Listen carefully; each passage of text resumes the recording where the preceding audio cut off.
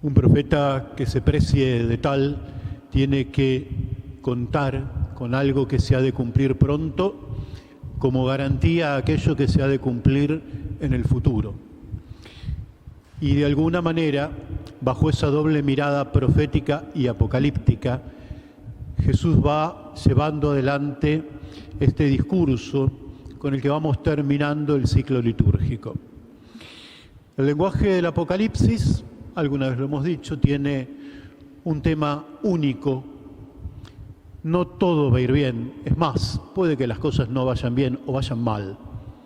Lo importante es que todo va a terminar bien, porque la historia la conduce Dios, porque nada ni nadie puede arrebatar de las manos amorosas de Dios la realidad del hombre y del mundo. Por eso Jesús cuenta esa realidad cercana de la destrucción de Jerusalén. Del año 66 al 73 se llevó a cabo esa guerra en Judea que hizo la 10ª Legión Romana. La había creado Julio César, estaba estacionada en Judea bajo el mando del general Tito, luego emperador. Y en todo ese tiempo empezó un asedio completo de la ciudad de Jerusalén, que en el año 70 la toman por completo con la destrucción del templo, tal cual el martes contaba la palabra de Dios, y para que no quedase piedra sobre piedra, terminaron pasando el arado con los bueyes, de tal manera que las cuchillas del arado terminasen de levantar realmente aquellas piedras que eran parte del cimiento del templo. Solo quedó el muro de contención, lo que llamamos el muro de los lamentos. De aquel templo que había hecho Herodes no quedó ni el recuerdo, tampoco los sacrificios y tampoco los sacerdotes. Desde entonces hasta hoy la sinagoga es lugar de la palabra, como un gran salón de catequesis, pero templo no hay más. Un poquito después, aquella misma 10ª Legión termina el asedio de la fortaleza de Masada, seguramente alguno vio la película, que termina con aquel suicidio colectivo.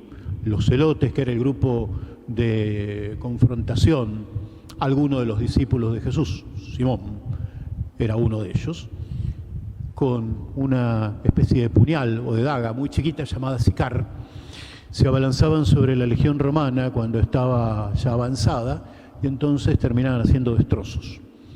Ese grupo pensaba que la liberación se iba a dar a través de la violencia, de la fuerza. Y cuando la 10ª Legión termina por asediar Masada, terminan con ese suicidio colectivo para no entregar el sueño de la libertad. Habían entendido que esa forma de morir de alguna manera garantizaba la libertad de no ser esclavos de ningún otro pueblo. Cuando Lucas escribe el Evangelio alrededor del año 80, estas cosas ya habían sucedido. Y era más que sabido que aquello que decía Jesús se había cumplido verdaderamente. Es más, aún la realidad de la naturaleza había llevado a cabo la destrucción de Pompeya, no en Judea, pero sí la fuerza de la naturaleza, como hoy y como siempre, muestra que el hombre es alguien pequeñito, pero inmensamente grande porque es Dios quien lo mira y lo cuida, y porque es reflejo de esa experiencia amorosa de Dios. Cada uno de nosotros lleva impreso ese sueño de Dios en el corazón, que cambia todo. El sol era lo que da la vida. Sin el sol, ¿quién da la vida? La luna era el modo de medir el tiempo. Sin luna, ¿de dónde nos agarramos para medir el tiempo? ¿Cómo hay de futuro? ¿Qué habrá de esperanza si no hay futuro y no hay mañana? Las estrellas, para ellos que venían de origen tropero, era el mejor GPS, absolutamente firme, y se conocía muy bien por dónde andar. Mirando las estrellas se encontraba el camino en medio de lo difícil de la noche. ¿Quién nos orientará en la vida? Y la respuesta la va a traer el mismo Jesús. Frente a todo eso se va a ver venir al Hijo del Hombre sobre la nube. Este Jesús es Dios. Eso es lo que está diciendo. Lleno de poder y de majestad. Y entonces esa venida de Jesús transforma absolutamente todo. Él sostiene la vida, ya no el sol. Él sostiene el futuro y da esperanzas, ya no la luna. Él es la guía para el camino y para los momentos oscuros de la vida, ya no las estrellas. Lo otro es parte de lo cotidiano. De vez en cuando la tierra muestra su fuerza, vive y va creciendo como puede. De vez en cuando el mar muestra su capacidad y vive y se va manifestando como puede. No tiene que ver con la maldad de la naturaleza, tiene que ver con un devenir geológico que nos ha regalado, entre todas esas cosas, a nosotros una pampa húmeda que es tan productiva.